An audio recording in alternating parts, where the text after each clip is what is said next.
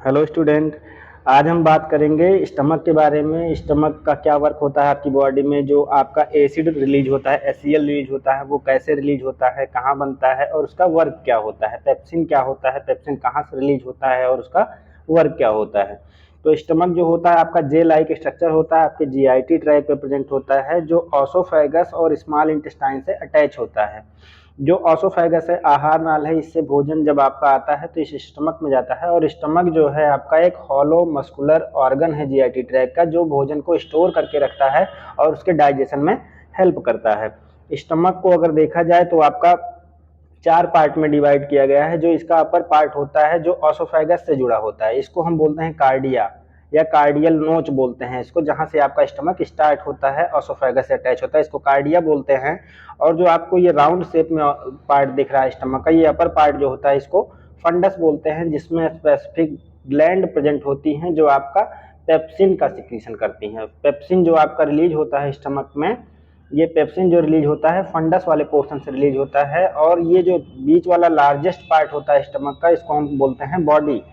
और ये आपका बॉडी ये जो बनी होती है ये 4 लेयर से मिलकर बनी होती है, उसके बारे में अभी डिस्कस करते हैं। और जो स्टमक का लास्ट पार्ट होता है जो डियोडिनम से अटैच होता है, ये वाला जो पोर्शन दिखता है इसको बोलते हैं पाइलोरिक इंड। और ये वाला पोर्शन आपका हो जाता है डियोडिनम। डियोडिनम। स्टमक की अगर लेयर की बात किया जाए तो स्टमक आपका 4 लेयर्स में डिवाइड है। जो सबसे इनर लेयर होती है या फिर सबसे बाहरी लेयर की बात किया जाए तो जो स्टमक की सबसे बाहरी लेयर होती है इसको हम बोलते हैं सेरोसा। सेरोसा बोलते हैं, या फिर हम इसी को बोल सकते हैं विसरल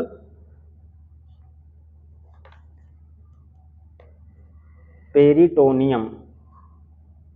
विसरल पेरिटोनियम बोलिए चाहे आप सेरोसा बोलिए, ये सबसे आउटर मोस्ट लेयर होती है, एपिथेलियल और कनेक्टिव टिश्यू से मिलकर बनी होती है। इसके बाद वाली जो लेयर होती है इस लेयर को हम बोलते हैं मसल लेयर।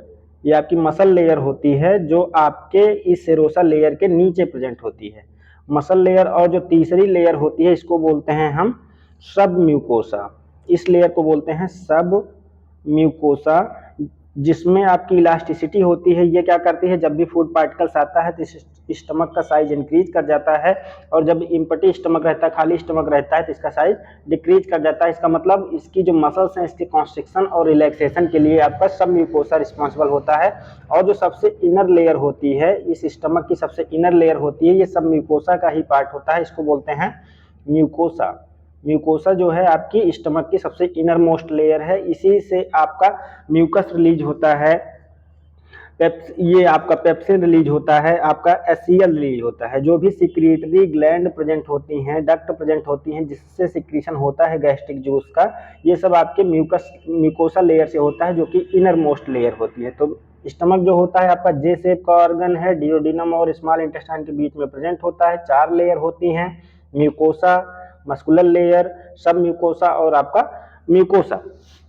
अब हम देखते हैं कि एसिड का प्रोडक्शन कैसे होता है, या फिर स्टमक जो होता है कौन कौन सा सिक्रीशन करता है। अगर सिक्रीशन की बात किया जाए स्टमक के, तो इसमें कई सारी चीजें रिलीज होती हैं। पहला आपका जैसे म्यूकस रिलीज करता है, ये म्यूकस रिलीज होता है। दूसरा आपका ये एचसीएल रिलीज करता है, हाइड्रोक्लोरिक एसिड जिसे बोलते हैं, हाइड्रोक्लोरिक एसिड एचसीएल का सिक्रीशन करता है। और तीसरा आपका अगर देखा जाए तो ये गैस्ट्रिन का भी सिक्रीशन करता है, गैस्ट्रिन।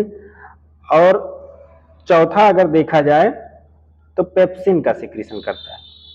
तो एक एक के सिक्रीशन के बारे में देखते हैं। म्यूकस जो रिलीज होता है, ये म्यूकस आपके इस स्टमक की इस म्यूकोसा लेयर से रिलीज होता है, जो क्या करता है, इस फूड पार्टिकल्स को मॉइस्ट करता है, लुब्रिकेशन में हेल्प करता है, उसके मिक्सिंग में हेल्प करता है। और स्टमक जो है ये स्टोरेज का काम करता है, भोजन को स्टोर रखता है, जिसमें पेराइटल सेल है, जो ये आपकी म्यूकस लेयर पाई जा रही है, सबसे आंतरिक लेयर, इसी में आपकी एक स्पेशल सेल होती है जिसे बोलते हैं पेराइटल सेल। उसी पेराइटल सेल से ही आपके एचसीएल का सिक्रीशन होता है। अगर देखा जाए, जैसे मान लो आपकी एक पेराइटल सेल है, अगर एक पेराइटल सेल का हम फिगर बना दें यहाँ पे, ये मान लो आपकी एक पेराइटल सेल है, ये आपकी स्टमक की एक पेराइटल सेल है, और ये इसका आंतरिक इन्वायरमेंट है। ये आपका आंतरिक, ये आपका मान लो स्टमक है, और स्टमक जो बना हुआ है इसकी एक मान लो हम, ये पेराइटल सेल है।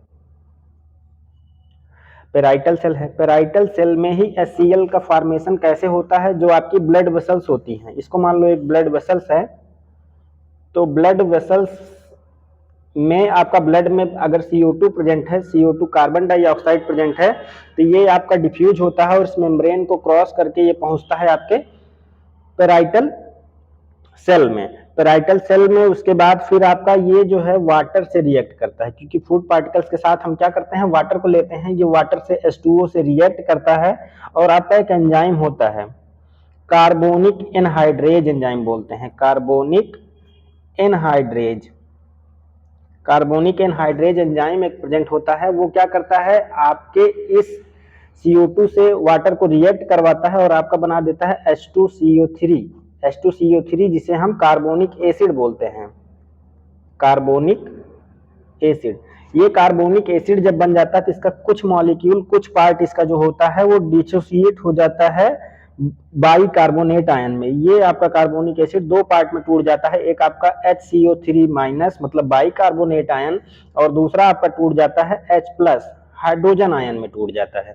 ये हाइड्रोजन आयन जब इंटर करता है उस स्टमक लेयर के अंदर, तो वहां पे क्लोराइड आयन जो होता है, इसमें ब्लड से जो आपका क्लोराइड आयन होता है ये भी आपका डिफ्यूज हो जाता है। ये क्लोराइड आयन भी डिफ्यूज होके आपके स्टमक वाली लेयर पे पहुंचता है। फिर वहां से आपका ये हाइड्रोजन आयन और क्लोराइड आयन आपस में रिएक्ट करते हैं और HCl का फॉर्मेशन कर देते हैं। फिर HCl जो है क्या करता है, आपके स्टमक के आंतरिक इन्वायरमेंट में पहुंचता है और एसिडिटी आपकी बढ़ जाती है। अगर HCl का काम देखा जाए, ये आपके फूड पार्टिकल्स के साथ अगर कोई स्मॉल बैक्टीरिया प्रेजेंट है तो क्या करता है, उसको किल कर देता है। जो भी लार्जर फूड पार्टिकल्स हैं उसको काइम फॉर्म में कन्वर्ट करने में हेल्प करता है। बड़े फूड पार्टिकल्स का ब्रेकडाउन कर देता है, छोटे छोटे पार्ट में उनको तोड़ देता है। HCl का काम हो गया। अगर यहीं पे हम पेप्सिन देखें तो ये आपका पेप्सिन अगर देखा जाए, पेप्सिन जो रिलीज होता है ये आपके फंडस वाले पोर्शन से रिलीज होता है। स्टमक का जो ये अपर पार्ट अभी यहाँ पे देखे थे फंडस, इस वाले पोर्शन से रिलीज होता है, जो कि पेप्सिनोजेन के फॉर्म में आपका एक होता है जाइमोजेन, जाइमोजेन ग्रेन्यूल्स।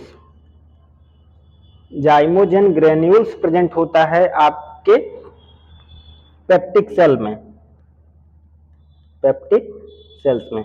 जो आपका फंडस पोर्शन पाया जा रहा है इसमें आपका जाइमोजेन ग्रेन्यूल्स पेप्टिक सेल्स में प्रेजेंट होता है, जो स्टोर किए रहता है। ये आपका स्टोरेज का काम करता है, स्टोर किए रहता है पेप्सिनोजेन को, पेप्सिनोजेन।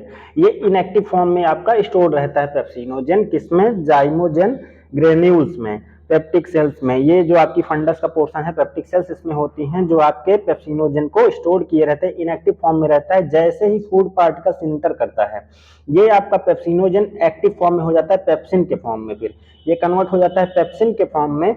और पेप्सिन आपका जब भी स्टमक में पीएच जो भी है आपका एसिडिक होना चाहिए, जैसे पीएच अगर आपका 2.5 है या इससे बिलो है तब ये आपका पेप्सिन एक्टिव फॉर्म में आता है, नहीं तो ये आपका इनएक्टिव फॉर्म में स्टोर रहता है इस ग्रेन्यूल्स में, पेप्सिनोजेन के फॉर्म में। जैसे ही फूड पार्टिकल्स इंटर करता है HCl आपका रिलीज होता है। उसके बाद HCl भी जो रिलीज होता है पैरासिम्पैथेटिक नर्वस सिस्टम उसको कंट्रोल करता है। जैसे ही कोई स्मेल आती है, फूड पार्टिकल्स जब आप इंटर होता है तो उसकी लेयर पे जब दबाव पड़ता है तब वहां से आपका वो कंट्रोल करता है। जो ऑटोनॉमिक नर्वस सिस्टम होता है एक पैरासिम्पैथेटिक नर्वस सिस्टम, वो सिक्रीशन को बढ़ा देता है और आपकी पेराइटल सेल्स जो होती है वो HCl का सिक्रीशन करने लगती है।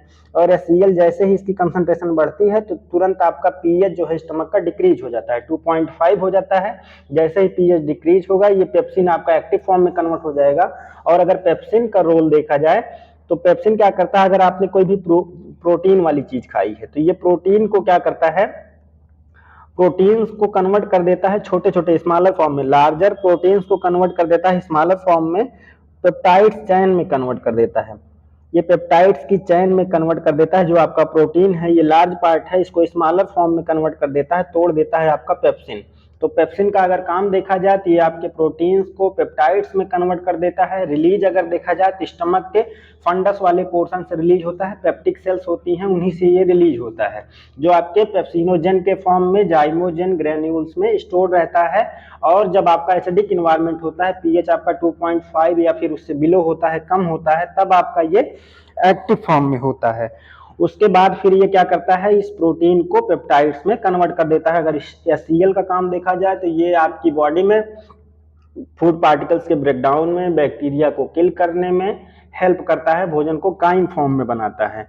तो ये सिक्रीशन जो होता है आपके स्टमक में होता है। भोजन जब भी आप खाते हैं तो आपका 2 घंटे से 2.5 घंटे तक भोजन आपके इस स्टमक में रुकता है। उसके बाद फिर जब भी यहाँ पे जो सिक्रीशन है, इस मेम्ब्रेन से सिक्रीशन होता है, लार्जर फूड पार्टिकल्स जो होते हैं ये काइम फॉर्म में हो जाते हैं, एकदम लेई फॉर्म में हो जाते हैं। फिर उसके बाद आगे की तरफ मूव करते हैं। तो HCl क्या करेगा, उस फूड पार्टिकल्स को, बड़े पार्टिकल्स को छोटे पार्टिकल्स में तोड़ देता है। और स्टमक का पूरा एनाटॉमी देखा हमने, HCl कैसे रिलीज होता है, HCl का काम देखा, पेप्सिन का काम देखा। कैसा लगा वीडियो? आई होप वीडियो अच्छा लगा होगा।